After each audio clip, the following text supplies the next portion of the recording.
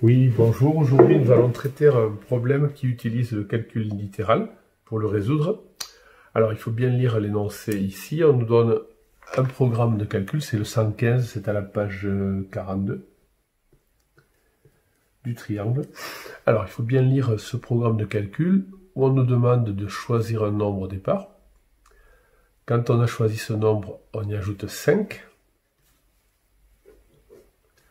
Puis, à ce nouveau résultat, on multiplie ce résultat par 2. Et enfin, on retranche 10. Alors, on nous demande d'appliquer ce programme si on choisit d'abord 7 au départ. Et on va vérifier qu'on trouve 14. Alors, a priori, on peut le voir de deux façons différentes. On peut faire les calculs les uns après les autres de façon indépendante. On choisit donc le nombre 7. On ajoute 5. Après ce premier calcul, on trouve 12. Quand on a trouvé 12, on multiplie ce résultat par 2. Attention, bien aller à la ligne. On multiplie le résultat 12 par 2 pour trouver 24. Et puis, enfin, on fait une dernière opération. On retranche 10, c'est soustraire 10, enlever 10. Donc, c'est-à-dire qu'on prend le dernier résultat, on enlève 10 et on trouve bien 14. Alors, une autre façon de procéder, c'est d'écrire ce programme de calcul appliqué à 7 en une seule expression. On le refait. Donc on a 7 au départ. On y ajoute 5.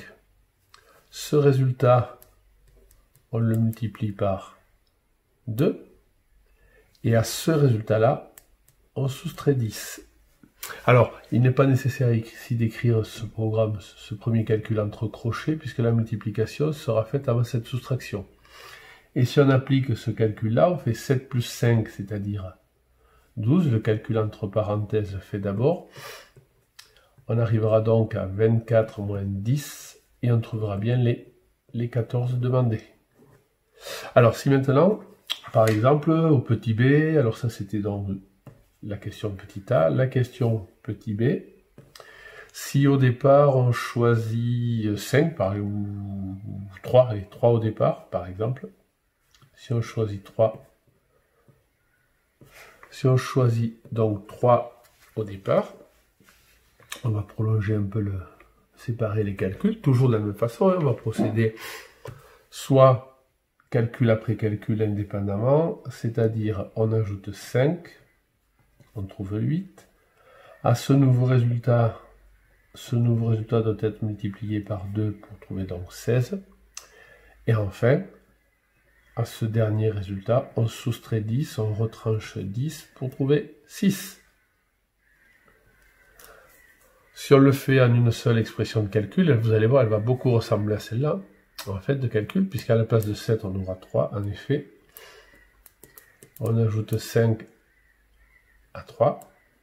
Ce nouveau résultat, on va le multiplier par 2, et enfin, on va soustraire 10. 3 plus 5, on retrouvera 8 fois 2, moins 10. 8 fois 2, ça fait 16 moins 10, et on va bien retrouver les 6. Comme présente sous cette forme-là, ou sous cette forme de calcul enchaîné, dans tous les cas, on fait exactement les mêmes calculs. 7 plus 5 pour trouver 12, 12 fois 2 comme là, et enfin, le dernier résultat, 24 moins 10.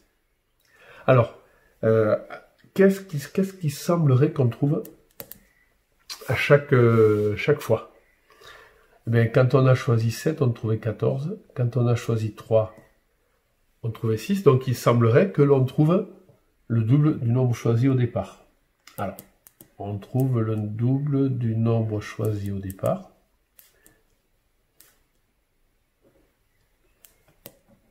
Et on va prouver que c'est toujours vrai, que c'est vrai pour tous les nombres. Quand on veut prouver que c'est vrai pour tous les nombres, ou quel que soit le nombre choisi au départ, eh bien, ça veut dire qu'on va prendre une lettre qui représentera le nombre choisi au départ. Par exemple, x, pourquoi pas. Et donc, cela veut dire que on choisit x au départ, on y ajoute 5, à ce résultat est multiplié par 2, on va retrouver la même expression que la 1, auquel on soustrait 10. Et quand on a une expression littérale comme cela, pardon, on ne peut pas effectuer cette addition. On ne sait pas le faire, donc on va développer 2 fois x, pardon, plus 2 fois 5, ça fait donc 2x plus 10, moins 10.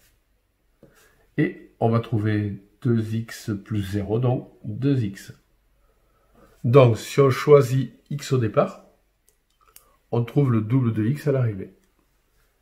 C'est ce qu'on va écrire ici. Si on choisit x au départ,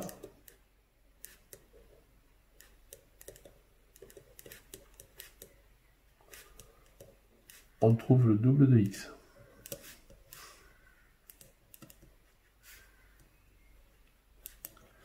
Le double de x. Voilà, à vous de procéder maintenant, à vous de continuer. À plus tard.